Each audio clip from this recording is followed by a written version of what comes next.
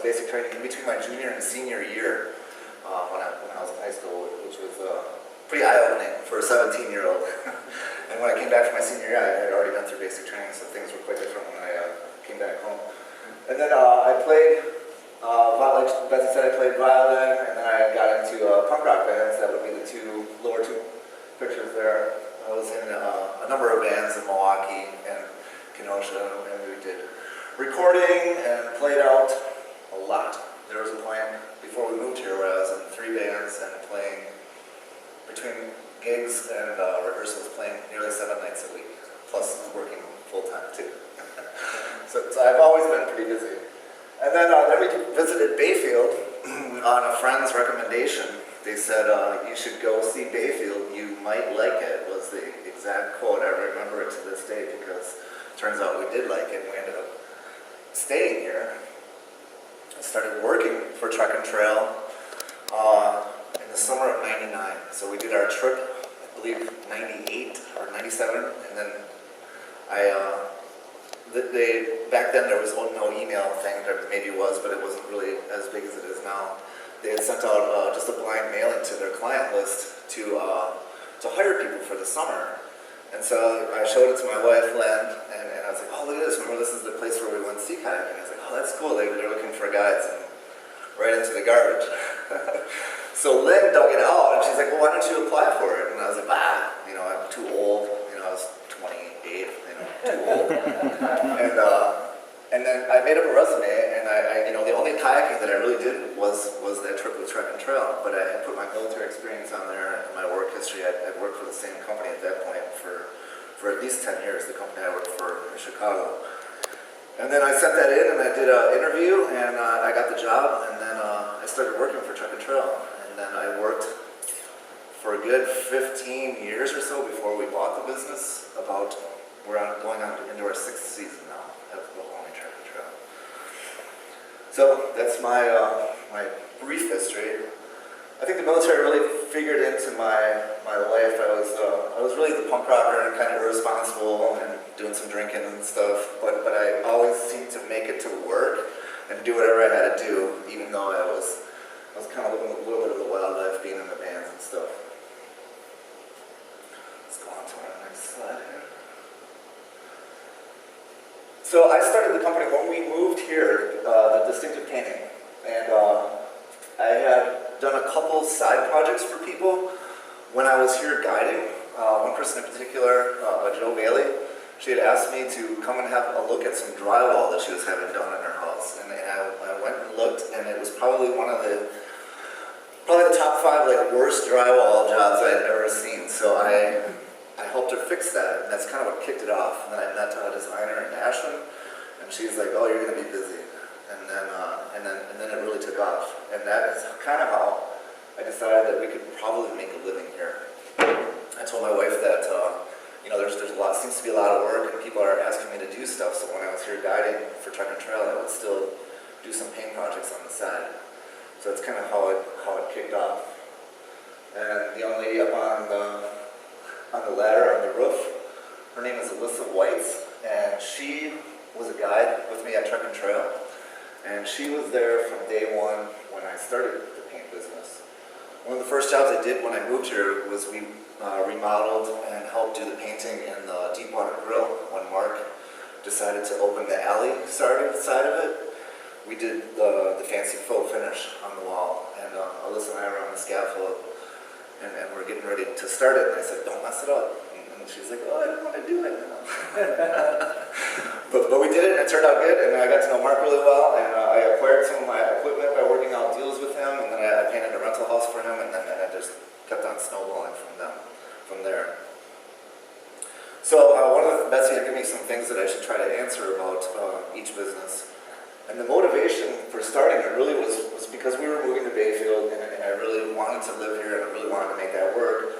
And sea kayak guiding, it sounds all glamorous and everything, and it is. It's really fun, but it is not something that's going to pay your bills.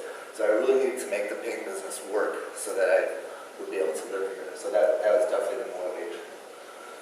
The financing for Truck and Trail, for the paint businesses, I've been a painter since I was 17, kind of in high school, and then going right into the work world. So I've acquired a lot of tools by that time. And by the time I started my business, I already had a lot of things that I needed. One of the deals I worked out with Mark from the Deepwater was I needed a 32-foot ladder. So I was like, hey, I'll paint your rental house for this amount of money plus that 32-foot ladder. So that's how I acquired my first ladder. But then over the years, I just acquired more things as I needed them, sprayers and whatnot.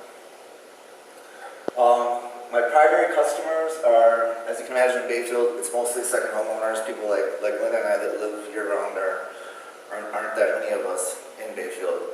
So a lot of my clients are second homeowners and people out on Madeline Island. And it tends to really work in the high-end market where people are looking for something just a little bit better than your average contractor who tend to work in the high-end market. And I also end up going to Minneapolis, and I've worked in Chicago again, and Madison and Milwaukee. And that is all related to people that live or have second homes in Bayfield. My marketing, advertising, I don't really do much for the paint business because it's so busy that I don't really have to. We're booked out for next year already. So I run pictures and I keep up my social media, and I was in the chamber for a while, but I decided to kind of reel that all back and kind of just stick to the social media. And most of the marketing comes from word of mouth, and I don't know, I think I just feel the social media to feel my own ego, so I can see all my cool pictures of jobs and stuff. I don't know that I ever really got a job from any of that, but I think people like to see the pictures, and they definitely get a lot of likes.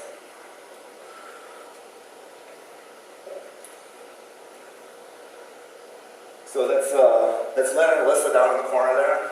Lynn has been there since day one too, and she's gotten to be a pretty good painter as well, and Alyssa has always been with me too.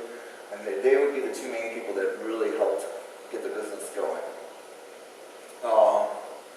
The biggest challenges, I don't know, are there any other business owners here? I know there's one.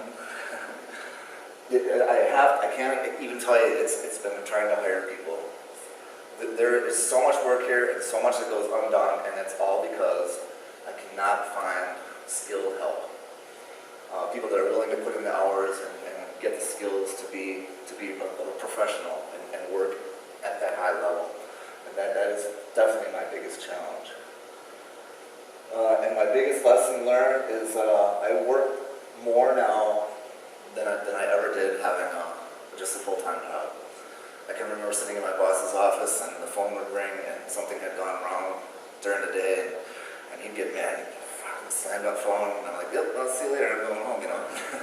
and then he had to deal with all that when the guys got paint on somebody's car or whatever. Now I'm that guy, so when something goes awry, then I'm the one up at 3 o'clock in the morning answering emails or phone calls or whatever I'm doing, and it all comes down to me taking care of that. So that was the big thing that I learned. And then I have a really good relationship with my ex-employer down in Kenosha, and now when I talk about this stuff, I can see him just laughing at me. Because that's all the stuff that he used to say to me. Or when he complained about insurance and everything. So, see my British friend, Richard is here. And now for something completely different. So, Truck and Trail is very different from the painting business. We're definitely a tourist business. And this business we bought. So it was quite a big change. The 3 people in the picture is Scott Hoover on the left, and then my wife in the middle, and me on the end there. And I had worked for Truck and Trail for many years. Lynn got involved in doing reservations and guiding a little bit. And then my friend Scott, I tricked him into guiding one summer and to giving him some kayaking lessons. And then when the previous owner of Truck and Trail was going to retire, I conned him into buying the business with me too. So Scott has really been through a lot with us, and he's a really great asset to the company. So Truck and Trail was founded in 1978 by Greg and Mary Sweevil. So we have quite the legacy. There's been a lot of people to come and go through Truck and Trail. I have my own 20-year span now that I just kicked off this year. And then we've had people for years coming through there.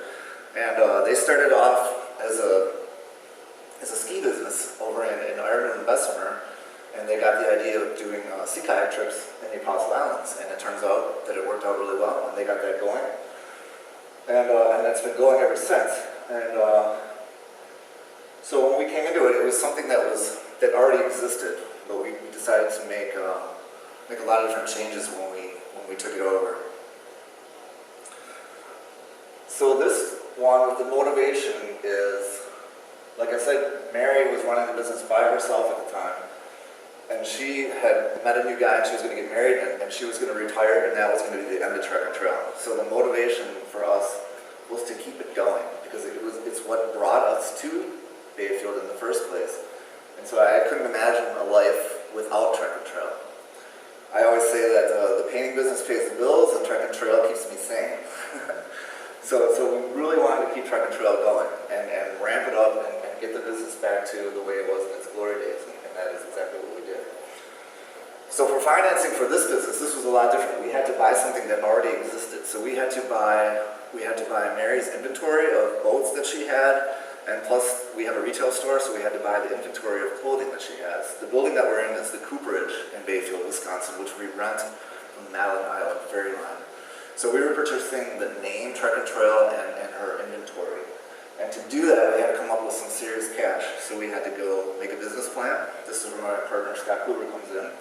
He did all that. He's the more educated of the two of us. So he did all that, and we went to a bank, and we made this proposal and showed how we were going to grow this business and make it go, and we got an SBA loan. And signed a deal with Mary, and we make payments to her and to the bank now. Our primary customers for this is tourists. So we are definitely a tourist-based business. We don't have a lot of repeat customers. We have a lot of first-time people that come through that have probably never touched a sea kayak in their life. That's the majority of our clients. And the big draw is the mainland sea caves in the Apostle Islands. That is the trip and thing that we do that keeps the lights on at Trek and Trail. We have a retail shop, which is really nice. We sell Patagonia. We sell a lot of nice clothing too. But definitely running people out to the sea caves is what does it. And marketing for Trek and Trail is definitely a lot different from the paint business. We have to stay on top of it all the time. So we're doing, we just launched a new website. We're going to get a new reservation system this year, which is going to allow online booking. We run paid Google ads. We're members of all the local chambers. We have a YouTube channel. I run Facebook, Instagram, and in the past we have done lots of travel shows where we go and have a booth and meet people. We're going to roll that back this year and do the one in Madison, the big one, the Canoecopia. I don't know if anybody's heard of that one, but it's all for paddle sports, so we're going to do that one. But then we're going all in on our web advertising, because that is definitely where all our traffic is coming from. Let's see what else we got here. So the biggest challenge I had for Trek and Trail, for me, because I have the other business, is trying to manage my time between both businesses, and it's tough. My wife basically runs the shop weekly during the week, and the weekends it's a 7-day-a-week business, and I tend to participate in the staff training. I'll train our new guys and get out there and paddle a little bit, and then Scott does all the boring stuff like the paperwork and the payroll and all that kind of stuff. So each of us has our own little thing, and the three of us is what really makes that place run. I don't think we could have handpicked a better 3 people to do it. All of us have our specialty that we do. And then the updating the technology has been a challenge. We're running an old reservations program that we're finally going to get rid of, and it's been running since before I even started at Trek and Trail. So now that's going to be a big challenge, because it's going to be a system that we're all going to have to relearn, and it's going to have a lot of technical things. When people are going to start booking online and filling out their acknowledgement of risk forms, everything is going to go computer, so it's going to be very different for us. And even though we run from May to October at the Fest, one thing that we learned is it still needs constant attention. So I believe yesterday Lynn booked a trip for next summer already for a Paddle Through Time, which is a 3-day trip. So that is constantly going on. And I know we have a little bit of a break here, but then we're gonna be getting this new reservation system, and then that's gonna take off. So like all winter, like, oh, look at those guys are off all winter, they don't have to do anything, you know. But that couldn't be further from the truth, because there's gonna be a lot going on. The Park Service lottery happens in January, right? So we'll be picking campsites for all the big groups that we have coming. People will be sending in money, so Scott will have to deal with that, and we'll have to make sure. And the park also passed a bunch of new rules this year that we're going to have to follow. So it's really involved. So I told somebody that I was going to give away the key to success, and there it is. It really is you. It's what you put into it. And I've learned that over the years. It's really all about you. You really have got to, you have to stay on things. You have to answer your phone. You have to answer the email. You have to, you just have to make an effort, and then it'll work out. Okay, I think I've covered everything that I wanted to. Betsy had a couple other questions that I was supposed to answer here. Something about being a veteran. I think I did cover that. I think just going to basic training and stuff and realizing and being like forced to like pay attention to detail really helped out with the paint business for sure, because it's a really detailed thing and you really have to pay attention to what you're doing. And another question was about reputation. I'd say reputation is everything. I would base both businesses on having a really good reputation, and I think that's how I get away without advertising for the paint business. I think that's it. So if anybody